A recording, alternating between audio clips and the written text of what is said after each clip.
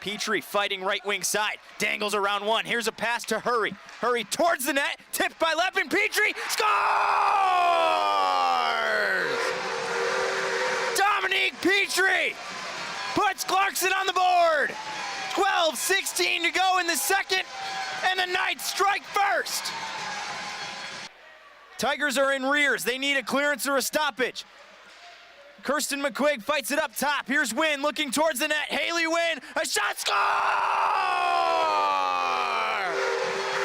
Back-to-back goals, and the Knights up 2 with 10:24 to go. It's Haley Wynn.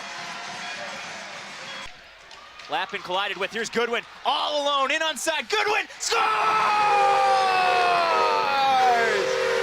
Jenna Goodwin opens the scoring, and what a move, a breakaway for Goodwin. That time, she holds up on the top of the crease and makes no mistake going to the forehand. Unable to gain the red line, this will go down. Icing waved off as Morissette hammers Eichfeld along the end wall. Fournette frees it up. Has a pass for Goodwin, back up top. Hurry to Win, and a shot, score!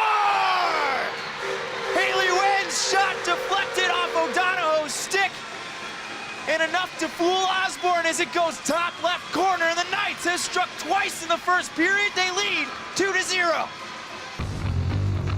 The ECAC playoffs are underway, halfway through the quarterfinal weekend and ahead of Game 2 between Clarkson and Princeton. An awesome showing at the tailgate outside in the parking lot in Shield Arena, and the fans are ready to go here about 10 minutes from the opening puck drop. An exciting game yesterday.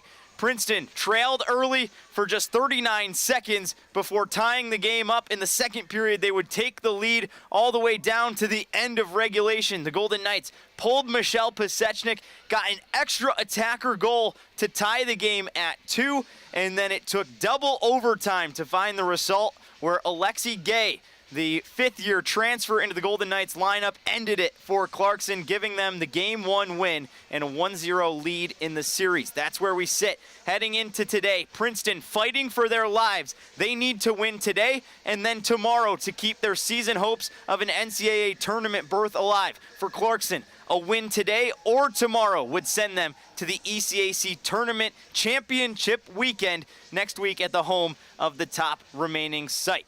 Let's take a look at some players to watch for today's contest, and we'll start with the Princeton Tigers.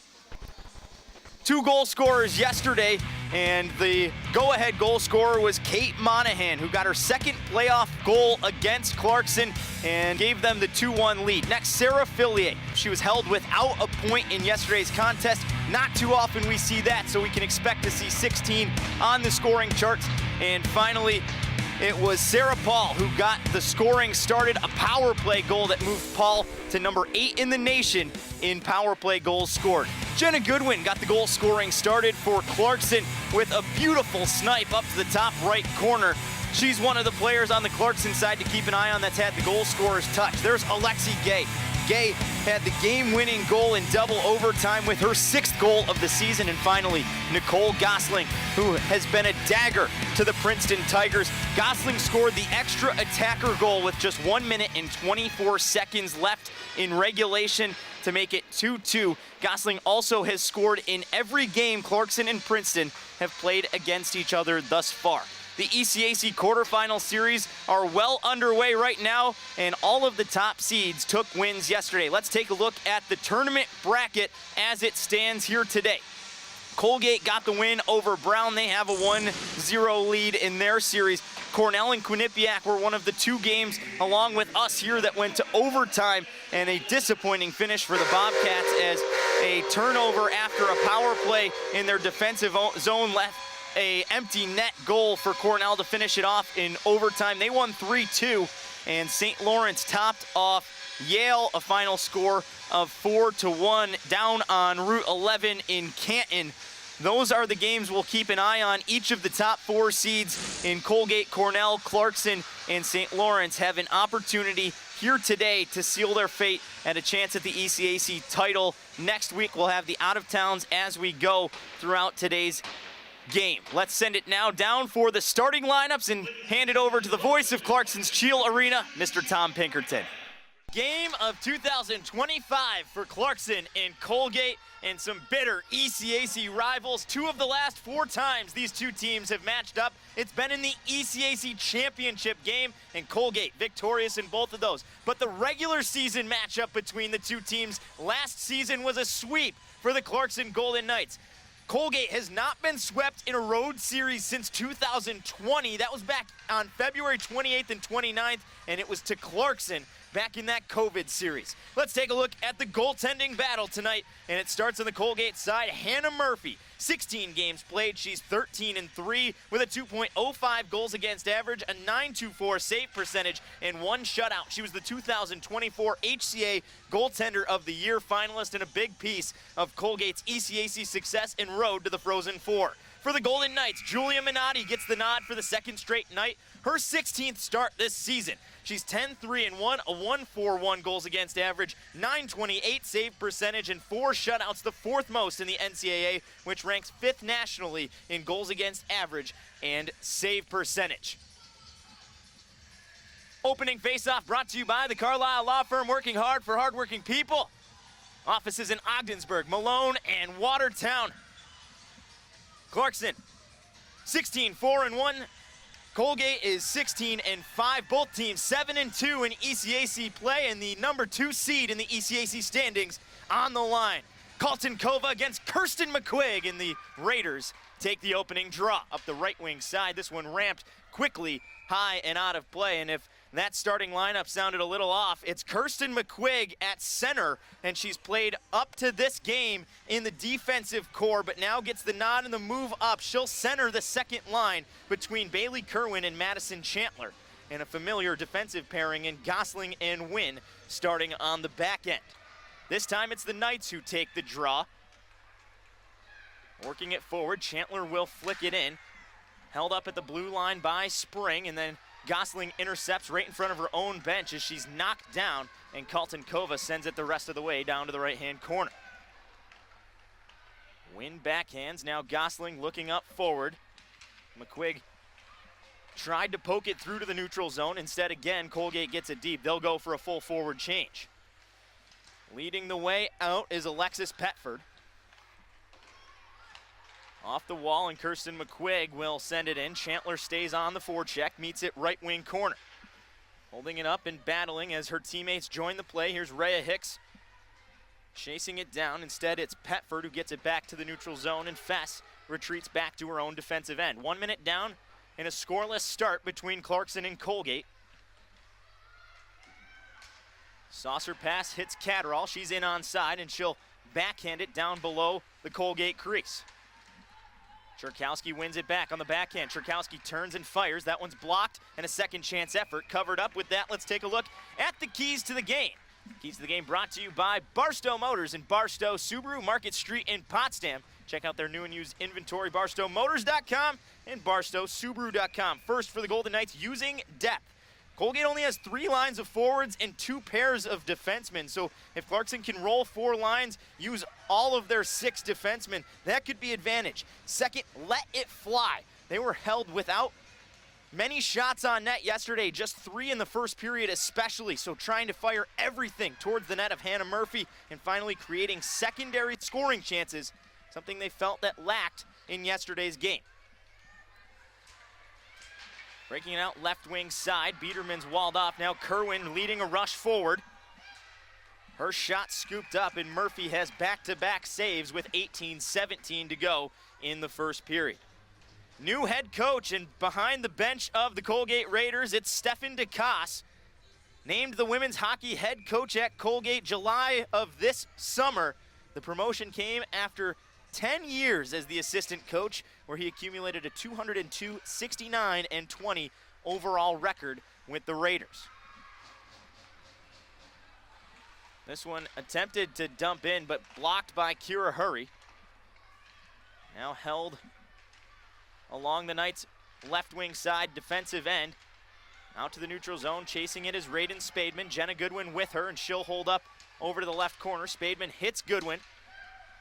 Goodwin dancing below the goal line. Goodwin looking for a wraparound. She'll keep it herself to the top of the circle and softly sends one in that's gloved up by Hannah Murphy.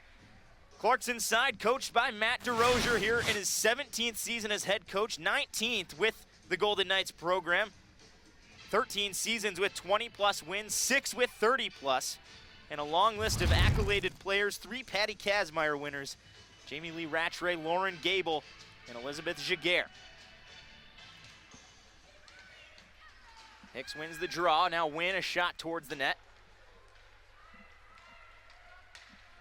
Taking it out are the Raiders. Colton Kova poked at by Catterall. Wynn has her pass intercepted and a backhand dangerously on Minotti, the first save for her of the night with 17:24 left in the opening frame. Madeline Palumbo scored the game-winning goal in the 2024 ECAC Championship and opened the scoring during the third period. All 3 Raiders goals in their 3-0 win. That was their 4th consecutive and broke an ECAC record. Palumbo playing on a dangerous third line with Kaya Malchino and Sarah Stewart. Pice is bumped into the half wall and the Golden Knights will break it out left wing side on the stick of Ann Shurkowski.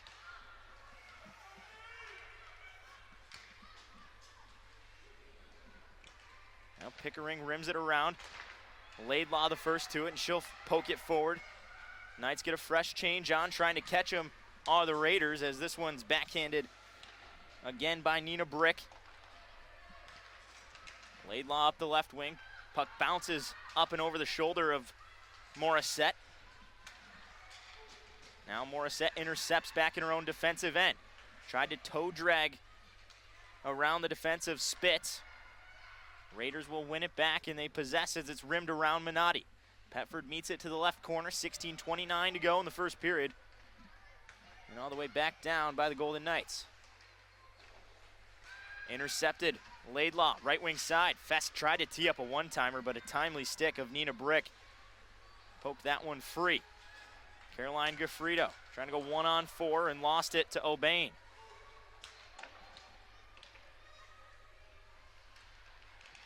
Dangerous pass on the far post. Minotti was there. Still loose behind the goal line. 15:55 left in the first period. 0-0 Clarkson and Colgate. Now an interception. Here's Goodwin. A breakaway forward. Jenna Goodwin 1-on-1 against Murphy. And just enough of a back check got in the way by Alyssa Biederman. Murphy as well, a top 10 save. A Farrow tried from a very sharp angle right along the goal line. That was blocked, but brought down by Raiden Spademan. Here comes Wynn. Top of the circle, a wrist shot, loose in front as Murphy made the save, but a juicy rebound given up. Spring loses it in the left-hand corner up top. A shot from a Farrow. Murphy didn't see it, but it goes wide left of the post. Wynn activating up to the right-hand corner. Now bouncing puck to Chantler at the left wing boards. She'll pull up down below the circle. Here's Kirsten McQuigg. Taking it away and trying to clear. Unable to was Jamie Spring. Again, one back McQuigg. Her pass off a stick. And Stewart does well to get it back to the neutral zone. Knights hard forecheck early here in the first 5 minutes. Still without a goal, but shots are 5-1 Golden Knights. Dropping a shoulder was Spring as she uses the body to find space around Madison Chantler. Again, stood up at the center line. This time it's Sid Fest dumping it deep, and forechecking away are Catterall and Hicks. Colgate having trouble getting out of the defensive zone right now. Again, sent right back in by the Golden Knights, chasing Hicks. She loses her footing and took a bump down low. Catterall in the left corner tying up her player, and Colton Kova watches it go back, but again, the Knights dump it right back. 14 minutes to go, first period. Good offensive zone pressure by Clarkson. Again, they roll fresh legs out onto the ice. Advancing forward, and a shot sent in that goes wide right by Pickering. Gaffredo tried to jump the zone, had the puck stuck in her skates, now blocked by Churkowski. Gaffredo calling for it is Goodwin. She'll get the red line and dump it in. Stick loose down in the left-hand corner. The Knights able to change off. One back, Gafrito. Her pass off skates, and Pickering got in the way. Now winning it back, Gafrito, a shot blocked in front by Colton Kova.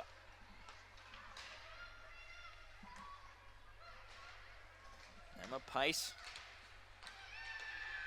bumped off it by Raiden Spademan. Now Belfry rims it around. Goodwin along the left wing boards, pokes it for Stevenson. 7 minutes gone in the first period. Top 10 matchup. Here's a nice flip out of the zone. Morissette brings it down. She'll wrap around the goal. In front had Laidlaw. Her stick tied up at the last second. Puck goes through her legs all the way back down. Renati out of her net to play it. Quick moving first period so far. Haven't seen a stoppage here in about 7 minutes. Laidlaw, high slot, wins it back. Her shot wide, and a big bounce off the end wall as it's covered up by Hannah Murphy with 12:24 to go in the first period. Still 0-0, Clarkson and Colgate. We'll talk to the most recent Golden Knight goal scorer down on the bench now as Ayrton Martino is with us there. Marty, a tough second frame there as they get a couple quick ones late, but you guys showed in the first period you can get that offensive push. So with 20 minutes left down 2, what's it going to take?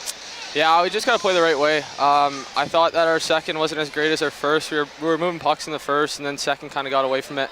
Gave them some short ice, and it's a special team over there. They capitalized on their chances, so got to kind of regroup here for the third, limit our turnovers, and see what we can do down 2 here.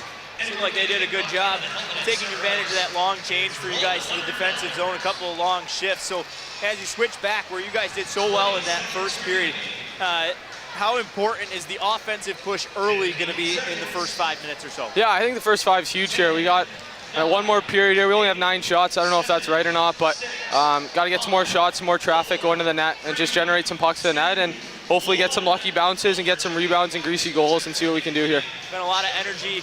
We have over 300 alumni listening in as well here supporting you guys. Are you guys able to feed off that when you get going in the offensive end? Yeah, the alumni are great. They've always been great since I got here as a freshman.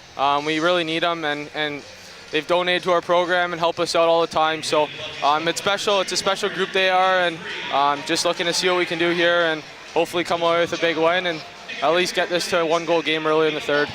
Marty, good luck. Lead that charge here. Thanks for the time. Thanks, Casey.